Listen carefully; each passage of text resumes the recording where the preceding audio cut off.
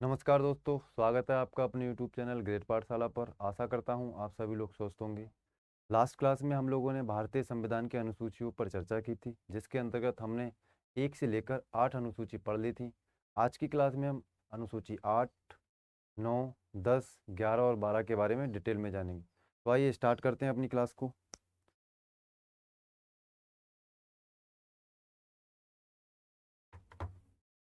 देखिए जो आज की पहली अनुसूची है वो है 9वीं अनुसूची। तो यहाँ से सवाल किस प्रकार से पूछे जा सकते हैं, पहले ये जान लेते हैं। देखिए, सबसे पहला सवाल जो हो सकता है वो ये हो सकता है कि 9वीं अनुसूची को किस संविधान संशोधन के द्वारा सम्मिलित किया था। कल जब हम पढ़ रहे थे तो तब मैंने आपको बताया था अनुसूची 1 से लेकर 8 तक मूल संविधान में थी। मूल संविधान में अगर आपसे पूछा जाएगा कितनी अनुसूचियां थी तो आप क्या बताएंगे? 8 अनुसूचियां जो थी मूल संविधान में थी। 4 अनुसूचियों को संविधान संशोधन करके जोड़ा गया है। जिन्हें संशोधन करके जोड़ा गया है वो ज़्यादा ही महत्वपूर्ण हो जाती है एग्जाम के लिए। जिनमें सबसे पहली अनुसूची है 9वीं अनुसूची। ठीक है, प्रथम संविधान संशोधन 1951 के द्वारा इसे सम्मिलित किया गया है। साथ ही साथ इसके अंतर्गत भूमि सुधार तथा जमींदारी प्रथा के उन्मूलन से संबंधित जो कानून है इसमें सम्मिलित किए गए हैं। तो दूसरा सवाल हमसे पूछा जा सकता है कि 9वीं अनुसूची जो है उसमें कौन से कानून सम्मिलित हैं, तो आप क्या बताएंगे? भूमि सुधार तथा जमींदारी प्रथा के उन्मूलन से संबंधित है। जब हमारा देश आज़ाद हुआ था तो उस समय सबसे ज़्यादा जो ज़रूरत थी वो भूमि सुधार तथा जमींदारी प्रथा से संबंधित कानूनों की थी। तो हमारी गवर्नमेंट के द्वारा 9वीं अनुसूची में भूमि सुधार तथा जमींदारी प्रथा के उन्मूलन से संबंधित कानून बनाए गए। साथ ही साथ मैं आपको बता दूं, पहले इसकी जो थी वो न्यायिक समीक्षा नहीं की जा सकती थी। अगर आपसे पूछा जाए 9वीं अनुसूची की न्यायिक समीक्षा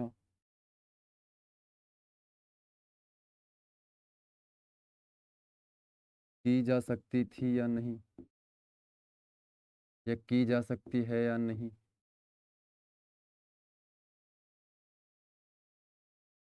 तो आप बताएंगे वर्तमान में हमारे भारतीय संविधान की 9वीं अनुसूची है उसकी न्यायिक समीक्षा की जा सकती है, लेकिन पहले इसकी न्यायिक समीक्षा नहीं की जा सकती थी। तो कब इसकी समीक्षा नहीं की जा सकती थी इसके बारे में जान लेते हैं।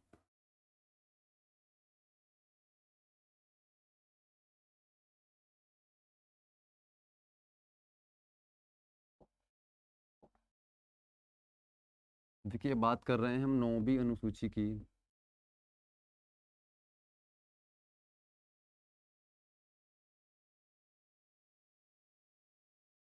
न्यायिक समीक्षा के बारे में, जुडिशल रिव्यू।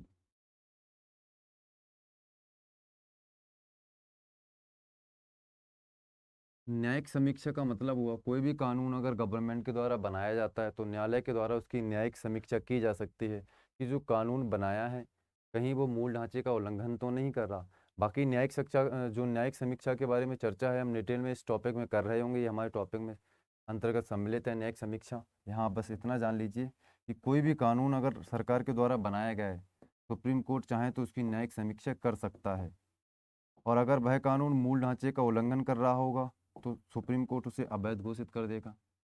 तो पहले पहले कब पहले 24 मार्च 1973, 1973 से पहले इसकी न्यायिक समीक्षा नहीं की जा सकती थी।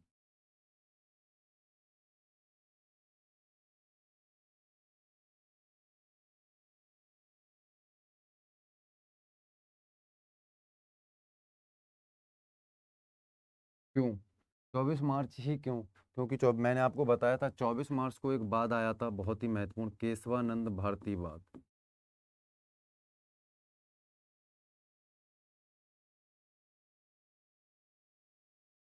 मार्च 1973। और इसी के अंतर्गत मूल ढांचे का प्रतिपादन हुआ था। मूल ढांचे की जो संकल्पना है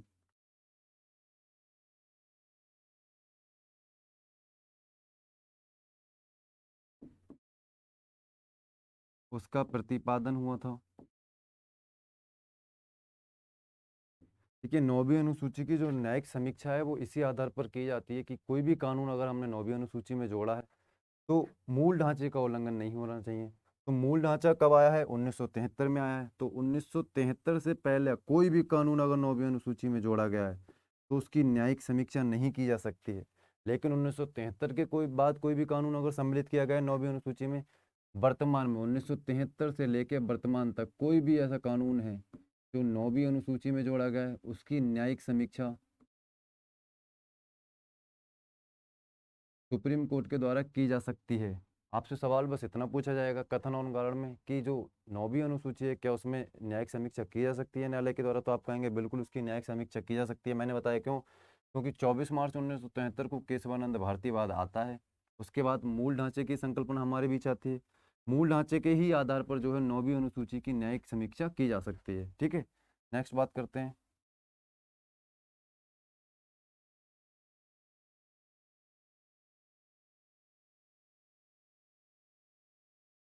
ठीक है, तो नेक्स्ट हमारा पॉइंट भी यही लिखा हुआ है कि इसकी न्यायिक समीक्षा, वर्तमान में इसकी न्यायिक समीक्षा की जा सकती है, जबकि पहले इसकी न्यायिक समीक्षा जो है वो नहीं की जा सकती थी।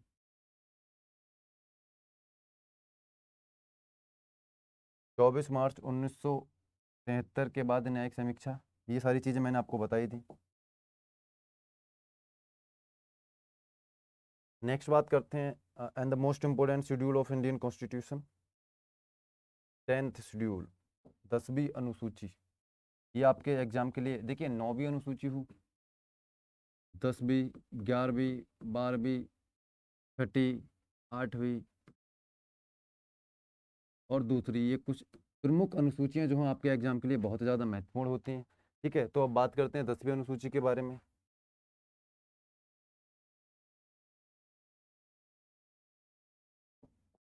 देखिए 10वीं अनुसूची को सबसे पहले जानते हैं कौन से संविधान संशोधन के द्वारा सम्मिलित किया गया था। तो 52वें संविधान संशोधन 1985 के द्वारा। तो पहला सवाल यहीं से बनेगा आपका कि जो 10वीं अनुसूची है वो किस संविधान संशोधन के द्वारा हमारे संविधान में सम्मिलित की गई है। तो आप कहेंगे 52वें संविधान संशोधन के द्वारा 1985। सन कौन सी होगी? 1985। या ऐसे भी पूछ सकता है जो 52वां संविधान संशोधन है वो किस सन में हुआ था, तो 1985 उसका राइट आंसर होगा। नेक्स्ट बात की जाएगी कि जो 10वीं अनुसूची है उसके अंतर्गत कौन से कानून सम्मिलित हैं या क्या सम्मिलित किया गया है, किसे जोड़ा गया है, तो आप बताएंगे जो 10वीं अनुसूची है उसके अंदर दल बदल संबंधित कानून को रखा गया है। जितनी भी राजनीतिक पार्टियां होती हैं उसमें लोग क्या करते हैं, एक पार्टी से दूसरी पार्टी के अंतर्गत सम्मिलित हो जाते हैं, या कोई भी ऐसा सदस्य जो निर्दलीय होने के बाद अपनी सीट से चुनाव जीत जाता है और किसी अन्य पार्टी को ज्वाइन कर लेता है। ऐसे संबंधित जितने भी कानून हैं वो किसके अंतर्गत सम्मिलित हैं? दल बदल कानून के अंतर्गत सम्मिलित हैं।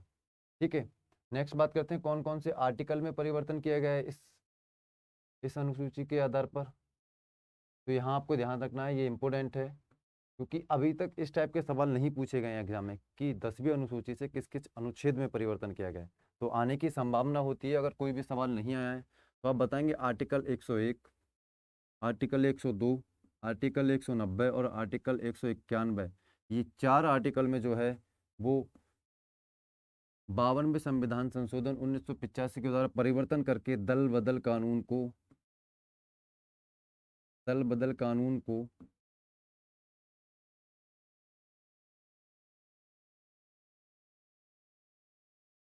हमारे संविधान में सम्मिलित किया गया है। ठीक है, और इसी के आधार पर ये भी इम्पोर्टेंट लाइन आगे आप देख रहे होंगे कि पहली बार राजनीतिक दल को संवैधानिक मान्यता प्रदान की गई।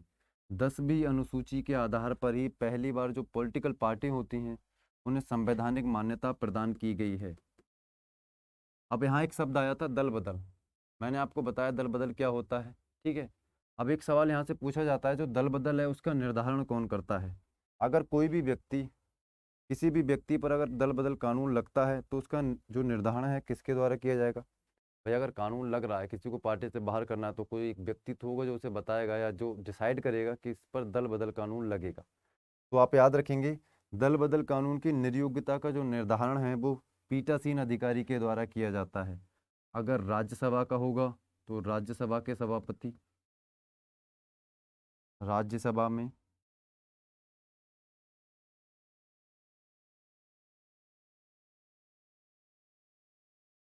राज्यसभा के सभापति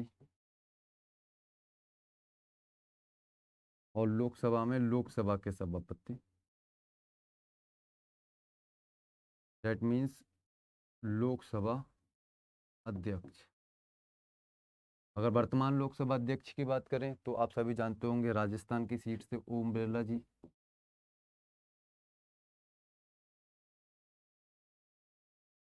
और राज्यसभा के सभापति की बात की जाए तो सभी को पता होगा राज्यसभा का पदेन सभापति जो होता है वो वाइस प्रेसिडेंट होता है, जो वर्तमान में एम वेंकैया नायडू जी हैं।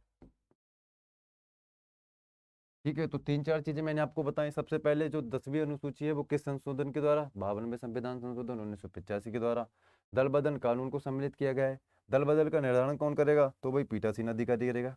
राज्यसभा में होगा तो राज्यसभा का सभापति, लोकसभा में होगा तो लोकसभा का सभापति। साथ ही साथ कौन से अनुच्छेदों में परिवर्तन किया गया है, तो आर्टिकल 101 में परिवर्तन किया गया है, आर्टिकल 102 में, आर्टिकल 190 और आर्टिकल 191। ये चार आर्टिकल आपको याद रखने हैं।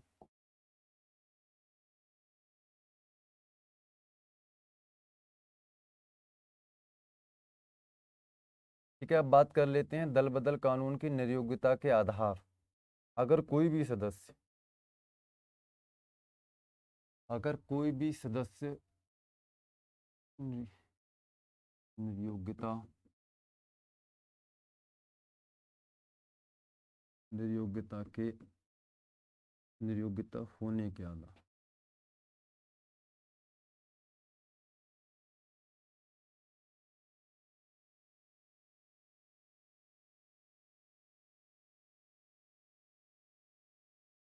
किस किस आधार पर जो है व्यक्ति वो निर्योग्य हो सकता है, इस बारे में जान लेते हैं, क्योंकि सवाल यहाँ से भी पूछे जाते हैं। तो सबसे पहला जो पॉइंट है वो है त्याग पत्र देने पर। अगर कोई भी व्यक्ति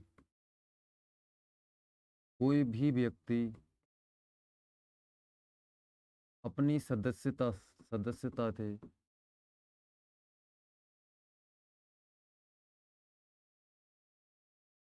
त्याग पत्र दे देता है, तब वह व्यक्ति जो होता है दल बदल कानून उस व्यक्ति पर लग सकता है। सबसे पहले क्या किया जाए, अगर कोई भी व्यक्ति किसी भी पार्टी का सदस्य है, वो उस पार्टी के सदस्य से क्या करता है, त्याग पत्र दे देता है कि अब मैं इस पार्टी में नहीं रहूंगा, तो उस व्यक्ति पर क्या हो सकता है, दल बदल कानून लग सकता है। मान लीजिए मैं आपको ठीक है, मैं एक ग्रेट पाला के संस्थान में पढ़ा रहा हूँ, ग्रेट पाठशाला के संस्थान में पढ़ा रहा हूँ। कल मैं इसकी सदस्यता से क्या कर दूं, त्याग पत्र। तो आज जब मैं पढ़ा रहा हूँ तो इसका सदस्य हूँगा। ठीक है, सदस्य हूँ अगर मैं आज इसमें पढ़ा रहा हूँ, क्योंकि कोई भी जो एक संस्थान होता है वो परिवार का होता है, तो परिवार का आप हिस्सा होंगे अगर आप उसके सदस्य हैं तब तक। कल को ऐसा होता है मैं यहाँ पढ़ाने से मैं ना कर दूँ कि भाई मैं अब नहीं पढ़ा पाऊंगा, मेरे बस की बात नहीं है, मैं पढ़ाना छोड़ रहा हूँ या कहीं और पढ़ाऊंगा या मैं अपने चैनल पर पढ़ाऊंगा, कुछ भी कर रहा हूँ, तो फिर मैं क्या हो जाऊंगा, इसका सदस्य नहीं रहूंगा। अगर मैंने ऐसा किया, क्योंकि मैंने सदस्यता से क्या कर दिया, त्याग पत्र दे दिया कि भाई अब मैं इसका सदस्य नहीं रहना चाहता, अगर मैं ऐसा करूंगा तो ग्रेट पाठशाला क्या कर सकती है, मुझ पर कानून लगा सकती है। कौन सा, दल बदल का। दल बदल कानून लग सकता है मुझ पर, लेकिन यहाँ ग्रेट पाठशाला क्या होनी चाहिए, राजनीतिक पार्टी, तब दल बदल कानून लगा सकते हैं, अभी नहीं लगेगा। ठीक है, ऐसे ही अगर पॉलिटिकल व्यू में बात करें तो अगर कोई भी सदस्य मान लीजिए बीजेपी का सदस्य है या कांग्रेस का, मान लीजिए किसी का भी, ठीक है,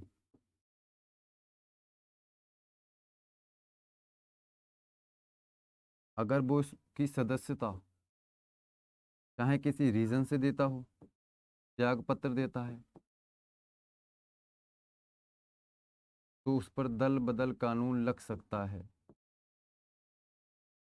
लेकिन दल बदल कानून का निर्धारण कौन करेगा, ऐसा नहीं है कि बीजेपी के लोग कहें भाई इन पर दल बदल कानून लगेगा या लग गया, ऐसा नहीं होता।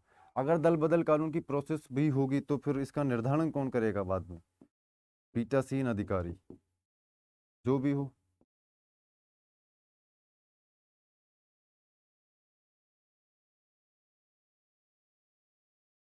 ठीक है, ज़्यादातर पीठासीन अधिकारी लोकसभा में तो आपको पता ही है, राज्यसभा में राज्यसभा के सभापति डेट मीन्स पदेन अध्यक्ष होते हैं उपराष्ट्रपति, वही बनेंगे।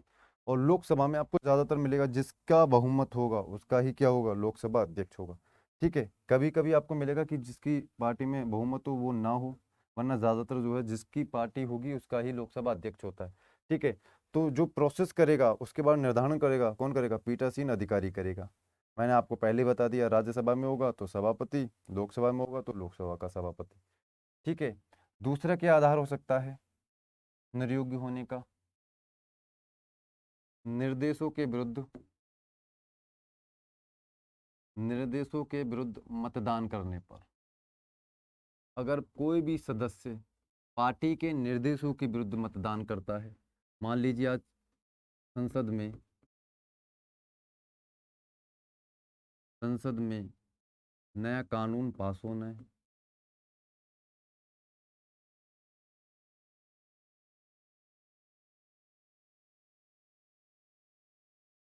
संसद में कोई नया कानून पास होना है, तो पार्टी ने क्या कहा है, पार्टी ने कहा है सभी लोगों से कि इसके पक्ष में वोट देना है।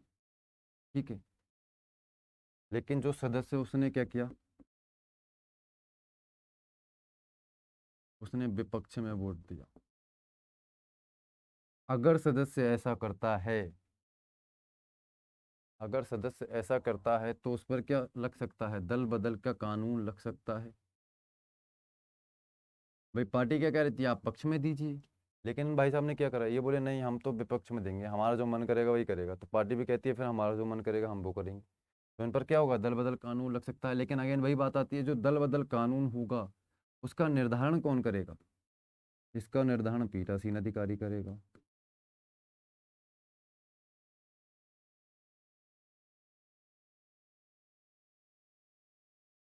पहले क्या, त्याग पत्र दे दीजिए अगर आप, तब भी आप पर लग सकता है दल बदल का कानून। दूसरा, निर्देशों के विरुद्ध मतदान करने पर, कि भाई इसके पक्ष में देना था इन्होंने विपक्ष में दे दिया, तो इन पर भी दल बदल कानून लग सकता है भाई साहब पे। ठीक है, नेक्स्ट हमारा पॉइंट है सदन में अनुपस्थित होने पर। ठीक है, जब भी किसी भी हम कानून या कोई भी कानून ला रहे होते हैं, विधेयक पास कर रहे होते हैं, तो उस पर वोटिंग होती है। विधेयक को अगर पास करना होता है, जब हम पढ़ रहे होंगे संविधान संशोधन, जब संसद को हम पढ़ रहे होंगे संविधान संशोधन वगैरह, तब पढ़ेंगे विधेयक क्या होता है, कैसे इसे पास किया जाता है, कैसे लोकसभा में, कैसे राज्यसभा में, कौन सा विधेयक लोकसभा में पहले होता है, कौन सा ऐसा विधेयक है जो केवल लोकसभा से ही पास होना जरूरी होता है। सारी चीज़ों पर चर्चा हम उस संसद के दौरान कर रहे होंगे जब संसद का टॉपिक पढ़ रहे होंगे। ठीक है, लेकिन यहाँ समझने के लिए मान लीजिए कोई भी विधेयक अगर आपको पास करना है तो इस पर क्या होगी, वोटिंग। भाई हमारे यहाँ लोकतंत्र है, वोटिंग होगी। और वोटिंग में पार्टी क्या करती हैं, निर्देश देती हैं उपस्थित रहने के।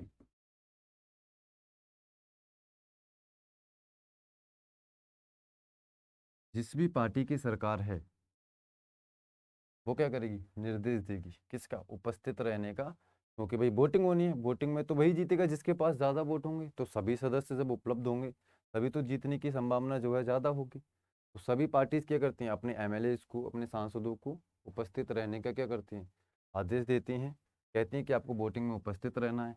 लेकिन अगर कोई भी व्यक्ति इस निर्देश का उल्लंघन करता है, देखिए लौट कर वही बात आती है कि मनमानी करता है, उल्लंघन करता है, तो भी उस पर क्या लग सकता है, दल बदल कानून लग सकता है। दल बदल कानून लग सकता है। लेकिन यहाँ भी वही शर्त आएगी, भाई दल बदल का निर्धारण कौन करेगा, कौन बताएगा दल बदल लगेगा नहीं लगेगा, फाइनल डिसीजन तो वो बताएगा पीठासीन अधिकारी।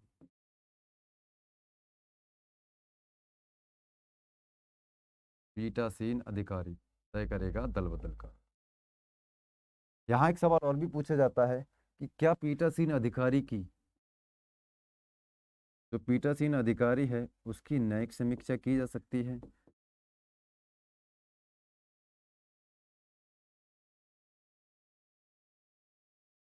जो भी डिसीजन पीठासीन अधिकारी ने दिया क्या उसकी न्यायिक समीक्षा सुप्रीम कोर्ट कर सकता है या नहीं?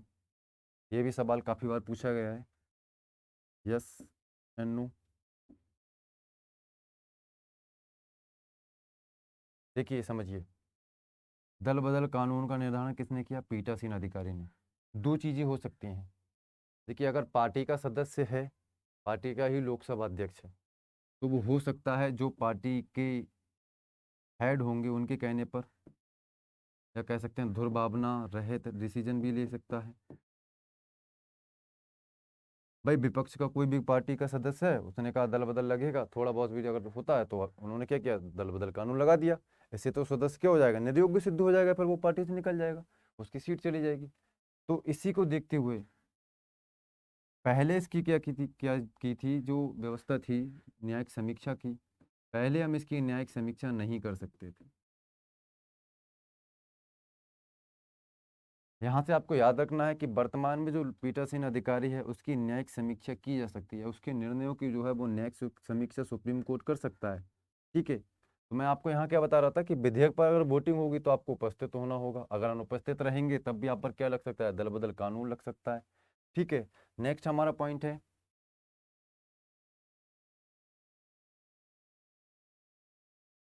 निर्दलीय सदस्य जीतने पर किसी अन्य पार्टी की सदस्यता ग्रहण कर ले। कोई ऐसा सदस्य जिस निर्दलीय का मतलब कोई भी पार्टी का सदस्य नहीं, किसी भी पार्टी का सदस्य नहीं।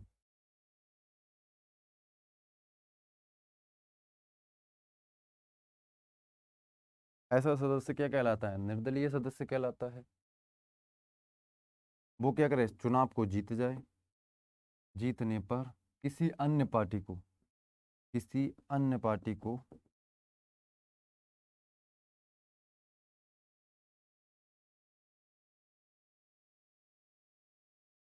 ज्वाइन कर लेता है।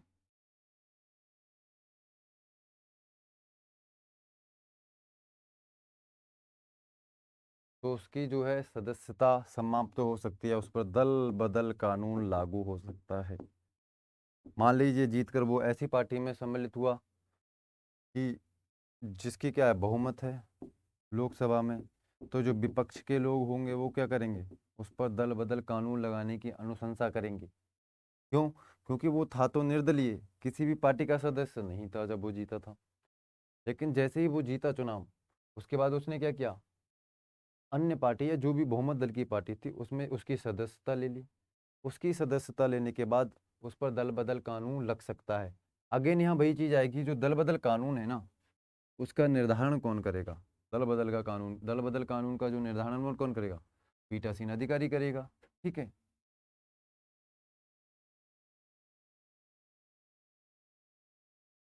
ठीक है, यहाँ आपको याद रखना है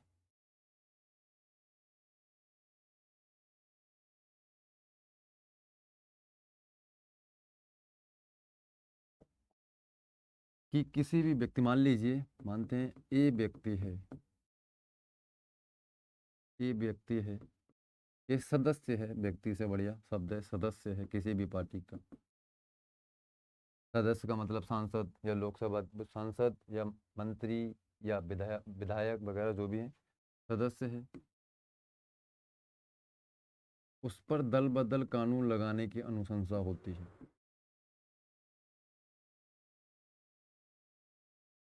तो इसका निर्धारण कौन कर रहा होगा, दल बदल कानून का? पीठासीन अधिकारी निर्धारण करेगा, पीठासीन अधिकारी। क्या पीठासीन अधिकारी के निर्णय की न्यायिक समीक्षा हो सकती है? तो आप कहेंगे बिल्कुल, पीठासीन अधिकारी की, अधिकारी के निर्णय की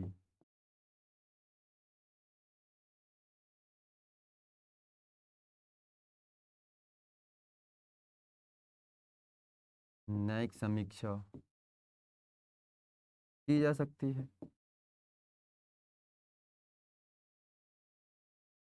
अगर न्यायिक समीक्षा के दौरान यह पाया जाता है कि जो निर्णय लिया गया है, जो डिसीजन लिया गया है वो बिल्कुल सही है, अगर निर्णय सही है तो दल बदल कानून लागू होगा। दल बदल कानून क्या होगा, लागू होगा। लेकिन समीक्षा के दौरान यह पाया जाता है जो निर्णय है वो दुर्भावना से रहित है या गलत है, तो जो दल बदल कानून है वो क्या होगा, लागू नहीं होगा। दो चीज़ें मैंने आपको बताई। पहला क्या, कि कोई भी सदस्य है, दल बदल कानून लग रहा है, निर्धारण कौन कर रहा है, पीठासीन अधिकारी। मान लीजिए उस पर दल बदल कानून लगा, फिर इसकी न्यायिक समीक्षा की जाएगी पीठासीन अधिकारी के निर्णय की। अगर सुप्रीम कोर्ट देखता है कि जो डिसीजन लिया गया है वो सही है तो फिर दल बदल कानून लागू होगा। अगर सुप्रीम कोर्ट को लगता है नहीं ये निर्णय जो लिया गया है गलत है, तो फिर दल बदल कानून लागू नहीं होगा और नोटिस मिलेगा लोकसभा के सभापति को, तो उन्होंने जो डिसीजन दिया है किस आधार पर, कारण बताना पड़ेगा किस आधार पर उन्होंने जो है वो दल बदल कानून लगाया है। तो ये याद रखेंगे, सारी चीज़ें महत्वपूर्ण आपके एग्जाम के लिए। यहाँ से जो सवाल है वो कथन कारण में पूछने की संभावना है। वर्तमान परिप्रेक्ष्य में ज़्यादातर सवाल अब जो हैं वो थोड़े कथन कारण रूप में भी हमें देखने को मिलते हैं। तो सारी चीज़ें आप आराम से कर रहे होंगे, चाहे वो 9th शेड्यूल से हो, चाहे 8th शेड्यूल से हो, चाहे 10th शेड्यूल से हो। नेक्स्ट बात करते हैं अपनी 11th शेड्यूल के बारे में। 11वीं अनुसूची, फिर वही सवाल आएगा भाई 11वीं अनुसूची हमने जोड़ी है तो क्या किया होगा, संविधान संशोधन किया होगा, कॉन्स्टिट्यूशनल अमेंडमेंट किया होगा भाई। कौन सा संविधान संशोधन 11वीं अनुसूची, तो भाई 73वां संविधान संशोधन 1992। 73वां संविधान संशोधन और 74वां संविधान दोनों कब हुआ, 1992। ठीक है, 73वें संविधान संशोधन के द्वारा हमने 11वीं को जोड़ा है और 74वें संविधान संशोधन द्वारा 12वीं अनुसूची को जोड़ा। तो आइए जानते हैं 11वीं अनुसूची के बारे में, क्या हमारे एग्जाम के लिए इंपॉर्टेंट है। ठीक है, सबसे पहले पंचायती राज संस्थाओं को मान्यता प्रदान की गई। कौन सी मान्यता, संवैधानिक मान्यता, संवैधानिक दर्जा। देखिए कोई भी अगर बॉडी होती है जब तक उसे संवैधानिक मान्यता प्रदान नहीं की जाती तब तक उसके पास जो शक्तियां होती हैं उसकी सीमित शक्तियां होती हैं। लेकिन उसे जैसे ही संवैधानिक मान्यता प्रदान हो जाती है तो उसकी शक्तियों में क्या हो जाती है, वृद्धि हो जाती है। तो जो हमने पंचायती राज व्यवस्था लागू की थी उसको सुदृढ़ करने के लिए 73वें संविधान संशोधन के द्वारा पंचायती राज संस्थाओं को क्या दी गई थी, मान्यता, संवैधानिक दर्जा दिया गया था। ठीक है, तो आपसे सवाल पूछा जाएगा 11वीं अनुसूची कब जोड़ी गई, तो आप बताएंगे 1992 73वें संविधान संशोधन के द्वारा। कौन से संविधान संशोधन के द्वारा, 73वां संविधान संशोधन हुआ था। ठीक है, पंचायती राज संस्थाओं को मान्यता किस संशोधन के द्वारा मिली है, तो आप बताएंगे 73वें संविधान संशोधन के द्वारा मिली है। ठीक है, कौन सी अनुसूची में पंचायती राज संस्थाओं को सम्मिलित किया गया, तो 11वीं अनुसूची में। और नेक्स्ट मोस्ट इंपोर्टेंट जो क्वेश्चन बनेगा वो 11वीं अनुसूची में कितने विषय सम्मिलित हैं।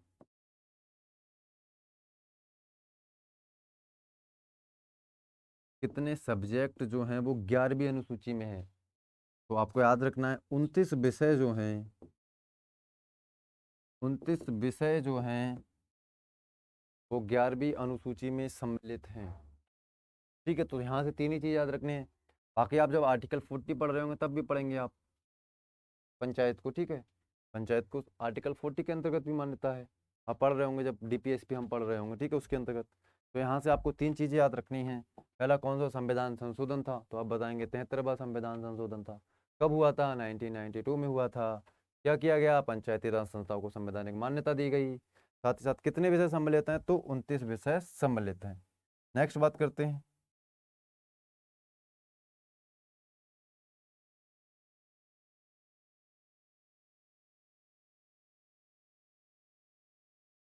12वीं अनुसूची।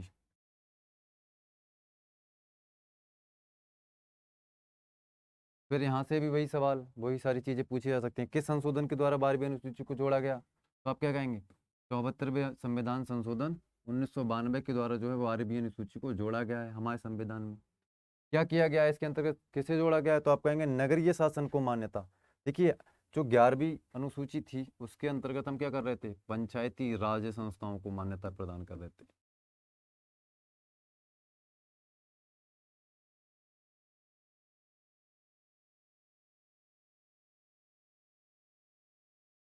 और आपको पता होगा जो हमारे यहाँ वो त्रिस्तरीय पंचायती राज व्यवस्था है उत्तर प्रदेश में।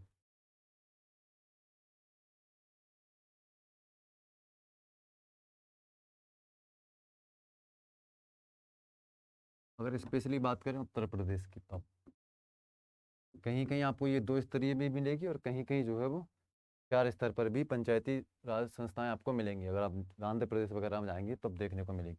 बात की जाए स्पेशली यूपी के बारे में, तो यूपी की मैंने आपको बताया त्रिस्तरीय पंचायती राज व्यवस्था है।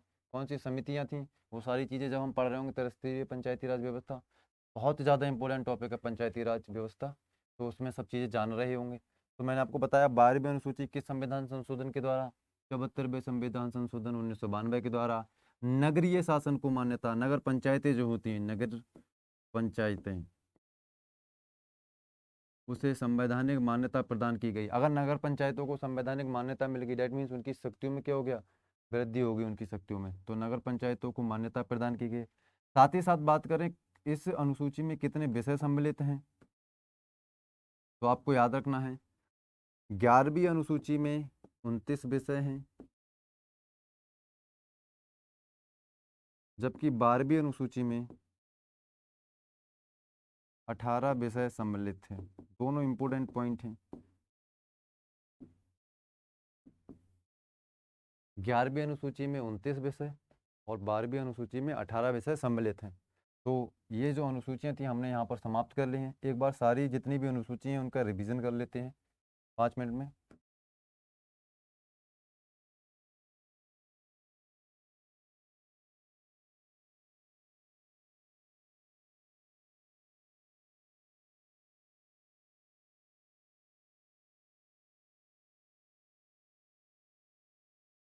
तो जितनी भी चीज़ें आपको अनुसूची से रिलेटेड बताई गई हैं आपको याद रखनी है, एक बार रिवीजन कर लेते हैं।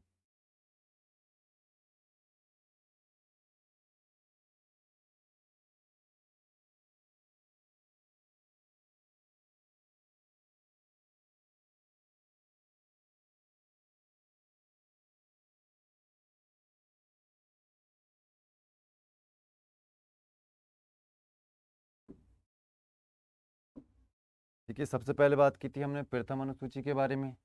तो प्रथम अनुसूची के अंतर्गत राज्यों के नाम, केंद्र शासित प्रदेशों के नाम, उनके न्यायिक क्षेत्रों का उल्लेख किस अनुसूची के अंतर्गत है, प्रथम अनुसूची के अंतर्गत उल्लेख मिलता है।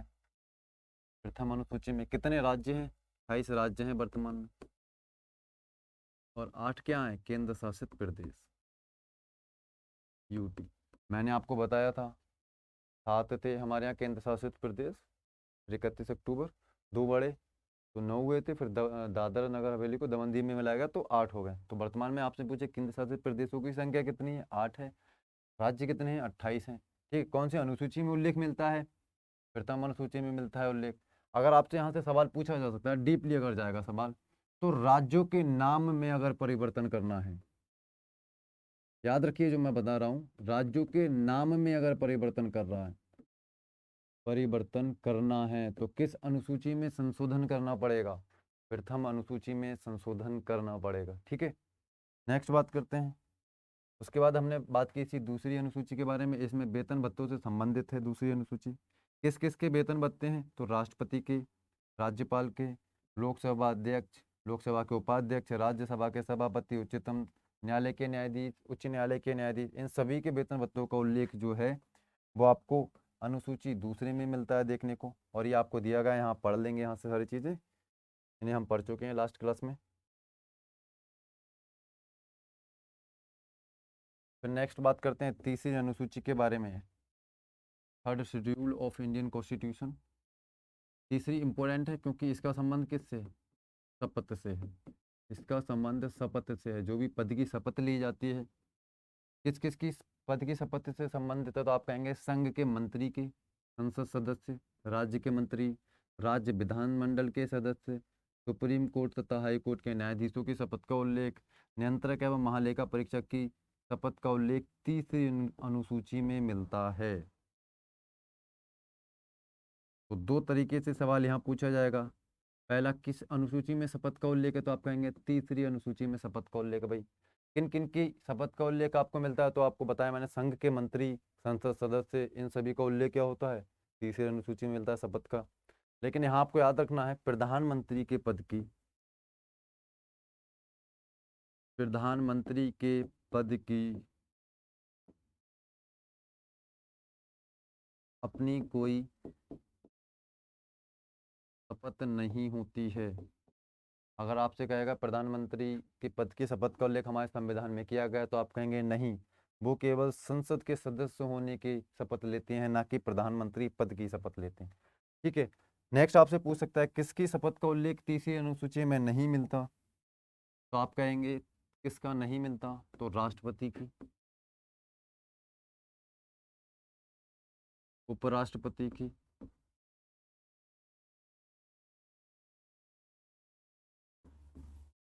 राज्यपाल की। इन तीन का जो उल्लेख है, शपथ का जो उल्लेख है, वो तीसरी अनुसूची में नहीं मिलता है। अगर इनकी पद की शपथ का उल्लेख तीसरी अनुसूची में नहीं है तो कहाँ पर है?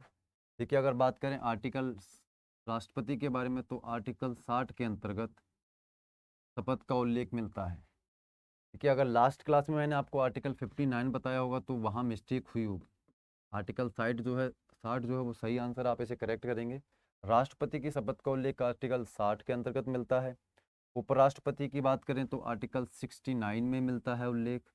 और राज्यपाल की बात करें तो आर्टिकल 159 159 में जो है राज्यपाल की शपथ का उल्लेख है। तो आपसे पहला पूछ सकता है किसकी शपथ का उल्लेख जो है वो अनुसूची तीसरी में है, यह शपथ का संबंध किस अनुसूची से। फिर हमसे पूछ सकता है जो किसका शपथ का उल्लेख जो है वो तीसरी अनुसूची में नहीं मिलता। ये तीन हमें दिए होंगे और लास्ट जो हमारा ऑप्शन होगा वो प्रधानमंत्री होगा। और आपको वहाँ क्या सही करना होगा, प्रधानमंत्री की पद का शपथ का जो उल्लेख है वो तीसरी अनुसूची में, कि हमारे संविधान में ही नहीं। ठीक। ठीक है। नेक्स्ट बात करते हैं।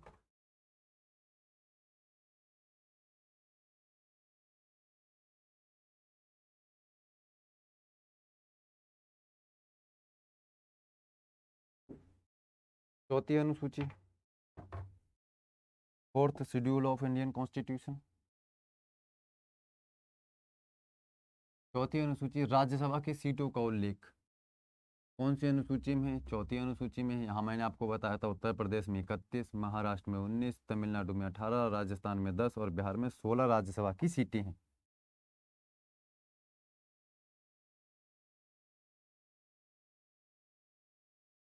नेक्स्ट बात करते हैं पांचवी अनुसूची के बारे में।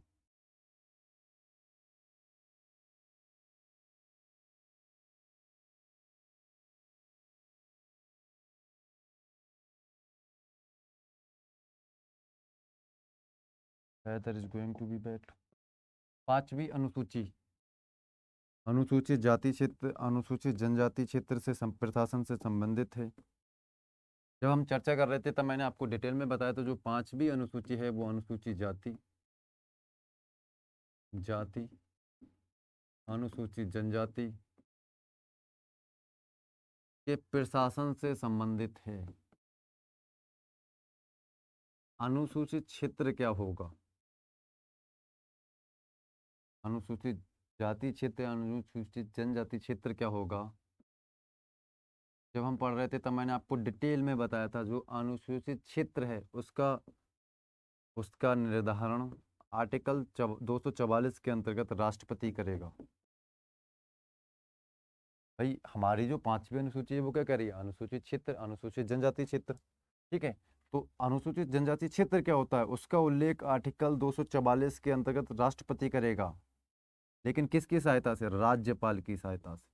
यहाँ याद रखना है, अनुसूचित जाति क्षेत्र का निर्धारण आर्टिकल 244 के अंतर्गत राष्ट्रपति राज्यपाल की सहायता से करता है, राज्यपाल के परामर्श के आधार पर करता है। अगर राज्यपाल अनुशंसा करेगा कि भाई इस क्षेत्र को राज्य में क्या करो, आप अनुसूचित क्षेत्र घोषित कर दो, तो राष्ट्रपति के पास रिपोर्ट भेजेगा। राष्ट्रपति चाहे तो उस अनुसूचित क्षेत्र घोषित करे, ना चाहे तो ना करे। वो सारी प्रक्रियाएं चलती रहती हैं। तो आपको याद रखना है पांचवी अनुसूची जो है वो अनुसूचित जाति क्षेत्र तथा अनुसूचित जनजाति क्षेत्र के प्रशासन तथा नियंत्रण से संबंधित है। अनुसूचित क्षेत्र क्या होगा? राष्ट्रपति निर्धारण करेगा राज्यपाल की सहायता से। छठी अनुसूची भी इम्पोर्टेंट है हमारे लिए। मैंने आपको बताया था जो जनजातीय क्षेत्र है उसके प्रशासन से संबंधित है छठी अनुसूची। जनजातीय जनजातीय क्षेत्र के प्रशासन से। देखिए 5वीं अनुसूची भी क्या कह रही है, जनजाति, अनुसूचित जाति और अनुसूचित जनजातीय क्षेत्रों के प्रशासन से संबंधित है। और छठी अनुसूची, तो फिर 5वीं अनुसूची और छठी अनुसूची में क्या डिफरेंस है। जो छठी अनुसूची है उसमें राज्यों का उल्लेख मिलता है, प्रमुख रूप से राज्यों का उल्लेख है कि किस किस राज्य के बारे में हम बात कर रहे हैं, या किस किस राज्य के जनजातीय क्षेत्र के प्रशासन के बारे में बात कर रहे हैं। छठी अनुसूची में उसका उल्लेख मिलता है। आपसे पूछेगा कौन कौन से राज्य छठी अनुसूची के अंतर्गत आते हैं, तो आप कहेंगे असम। पहला क्या है, असम। ही। दूसरा क्या है, मेघालय। मेघालय। तीसरा क्या है, त्रिपुरा। लास्ट क्या है, मिजोरम। तो इन 4 राज्यों के जनजातीय क्षेत्र के प्रशासन का उल्लेख किस अनुसूची के अंतर्गत है, छठी अनुसूची के अंतर्गत है। जबकि 5वीं अनुसूची में राज्यों के नाम का स्पेसिफिक जो है उल्लेख नहीं मिलता है। तो 5वीं और छठी अनुसूची में क्या अंतर है, 5वीं में जनजातीय क्षेत्र का देना है, किसी भी राज्य का हो सकता है, बेसिकली वहाँ पूर्वोत्तर राज्यों से संबंधित है। लेकिन बात करें छठी अनुसूची के बारे में, तो इसमें राज्यों का उल्लेख है, कौन कौन से हैं, असम, मेघालय, त्रिपुरा और मिजोरम। अगर आपसे पूछा जाए वर्तमान में किस राज्य को, करंट का रिलेट है, यहाँ से करंट रिलेट है, वर्तमान में किस राज्य को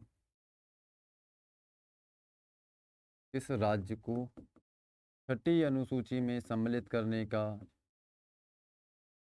समर्थन किया जा रहा है या मांग की जा रही है, कि इस राज्य को छठी अनुसूची में सम्मिलित कीजिए। तो आपको याद रखना है, करंट का टॉपिक है वर्तमान में लद्दाख को, किस किस केंद्र शासित प्रदेश को, लद्दाख को, ठीक है, यूटी, लद्दाख को छठी अनुसूची में सम्मिलित करने का समर्थन किया जा रहा है या मांग की जा रही है। अगर गवर्नमेंट को लगेगा लद्दाख को छठी अनुसूची में सम्मिलित किया जाना चाहिए, तो क्या करेगी, सम्मिलित करेगी। याद रखिए, अगर सम्मिलित करना है तो संशोधन करना होगा छठी अनुसूची, ठीक है। संविधान में कुछ भी चीज जोड़नी हो, संशोधन करना ही होगा। नेक्स्ट मैंने आपको बताया था 7वीं जो अनुसूची है वो संघ सूची, राज्य सूची और संवर्ती सूची के विषयों से संबंधित है, जो कानून बनाती है, ठीक है। अगर संघ सूची में कानून बनेगा तो केंद्र सरकार बनाएगी, संघ में अगर कानून बनना है तो केंद्र सरकार, राज्य में बनना है तो राज्य सरकार, और संवर्ती सूची में बनना है तो दोनों सरकारें कानून बनाती हैं। यहाँ आपको याद रखना है कि संवर्ती सूची में मान लीजिए शिक्षा का कानून जो है वो राज्य सरकार ने बनाया, उसके बाद केंद्र सरकार ने भी शिक्षा पर कानून बनाया, तो जो कानून बनाया हुआ मान्य होगा वो केंद्र सरकार का होगा, ठीक है। एक स्थिति को छोड़कर, कौन सी स्थिति, अगर राज्य ने पहले ही प्रेसिडेंट से अनुमति ले ली है तो फिर राज्य सरकार का कानून मान्य होता है, चाहे केंद्र सरकार कानून बनाए या नहीं बनाए। सारी चीजें मैंने आपको बहुत डिटेल में बताई थी जब हम 7वीं अनुसूची के बारे में पढ़ रहे थे। नेक्स्ट बात करते हैं, 8वीं अनुसूची किससे संबंधित है, भाषा से संबंधित है। यहाँ याद रखेंगे मूल संविधान में कितनी भाषाएं थी, तो आप कहेंगे 14 भाषाएं थी। वर्तमान संविधान में कितनी भाषाएं हैं, 22 भाषाएं हैं। कितनी बार संशोधन किए गए हैं, तो 3 बार संशोधन किए गए हैं, 21वां संविधान संशोधन, 71वां संविधान संशोधन और 92वां संविधान संशोधन। नेक्स्ट बात करते हैं, 9वीं अनुसूची किससे संबंधित है, भूमि सुधार तथा जमींदारी प्रथा के उन्मूलन से संबंधित है, प्रथम संविधान संशोधन के द्वारा सम्मिलित की गई है। नेक्स्ट बात करते हैं, नेक्स्ट है 10वीं अनुसूची, जिसे मैंने आपको बहुत डिटेल में जाकर बताया है, दल बदल कानून से संबंधित है 10वीं अनुसूची। 52वें संविधान संशोधन 1985 के द्वारा जोड़ी गई है। कौन कौन से आर्टिकल में परिवर्तन किया गया है, तो 4 आर्टिकल में। देखिए यहाँ से क्या हो सकता है, पहला क्या, कौन कौन से अनुच्छेद में परिवर्तन किया गया है, जब डीप सवाल जाएगा तो आप बताएंगे 101, 102, 190 और 191। 101 रुपये का तो हम ज़्यादातर प्रथा चढ़ाते हैं, सगुन भी मानते हैं, तो आप याद रखेंगे 101 का सगुन दिया, उसके बाद 1 रुपये और जोड़ दिया तो 102, फिर 190 और 191। दूसरा सवाल क्या हो सकता है कि 10वीं अनुसूची के अंतर्गत कितने आर्टिकल्स में परिवर्तन किया गया है, तो आप याद रखेंगे 4 आर्टिकल में क्या किया गया है, परिवर्तन किया गया है, ठीक है। पहली बार राजनीतिक दल को संवैधानिक मान्यता भी 10वीं अनुसूची के द्वारा मिली थी। नियोक्ता का निर्धारण मैंने आपको डिटेल में बताया ही। अगर कोई भी सवाल होगा, अगर इससे रिलेटेड कोई भी आपके सवाल हो तो आप कमेंट के माध्यम से पूछ सकते हैं, ठीक है। ऐसा नहीं है कि केवल पढ़ाई से रिलेटेड ही सवाल पूछ सकते हैं, जो भी आपका सवाल हो, कोई भी डाउट हो तो आप पूछ सकते हैं। 11वीं अनुसूची के बारे में बात करें तो मैंने आपको बताया 73वें संविधान संशोधन के द्वारा हमारे संविधान में संशोधित सम्मिलित की गई है। साथ ही साथ जो पंचायती राज संस्थाएं होती हैं उन्हें संवैधानिक मान्यता प्रदान की गई, किस संशोधन के द्वारा? 73वें संविधान संशोधन के द्वारा, और 11वीं अनुसूची में सम्मिलित किया गया। कितने विषय हैं ये इंपॉर्टेंट है, तो 29 विषय जो है वो 11वीं अनुसूची में सम्मिलित है। और लास्ट हमारी जो अनुसूची है वो है 12वीं अनुसूची। किस संशोधन के द्वारा जोड़ी गई है? तो 74वें संविधान संशोधन के द्वारा 12वीं अनुसूची को जोड़ा गया है। नगरीय शासन, नगर पंचायतें जो होती हैं, नगर निगम, नगर पंचायतें, इन्हें संवैधानिक मान्यता प्रदान की गई है। साथ ही साथ इस अनुसूची में विषय की बात करें तो कुल 18 विषय जो हैं वो इस अनुसूची में सम्मिलित हैं। बात करते हैं नेक्स्ट टॉपिक की।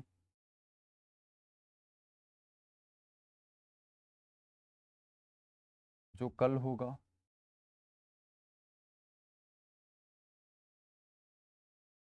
तो आपको याद रखना है नेक्स्ट जो हमारा टॉपिक होगा वो कॉन्स्टिट्यूशनल असेंबली होगा। लेकिन उससे पहले कल टुमारो आपका टेस्ट या प्रैक्टिस सेट, जिसके अंतर्गत हमने जितने भी टॉपिक्स पढ़े हैं जब से हमने पॉलिटी को स्टार्ट किया है, और आज तक जितने भी टॉपिक डेट मीन्स अनुसूची तक हम जो है वो टेस्ट इसका प्रैक्टिस सेट कर रहे होंगे। कौन कौन से टॉपिक्स आने वाले हैं? तो परिचय, राज्य व्यवस्था का आएगा परिचय। परिचय से कुछ सवाल होंगे, आपकी प्रस्तावना हमने कंप्लीट की है उससे रिलेटेड सवाल होंगे। साथ ही साथ अनुसूची जो हमारे एग्जाम के लिए बहुत ज़्यादा इंपॉर्टेंट है, अनुसूची से रिलेटेड सवाल होंगे। तो आप सारी चीज़ें पढ़कर आएंगे आशा करता हूँ। तो आज की क्लास को यहीं रखते हैं, धन्यवाद।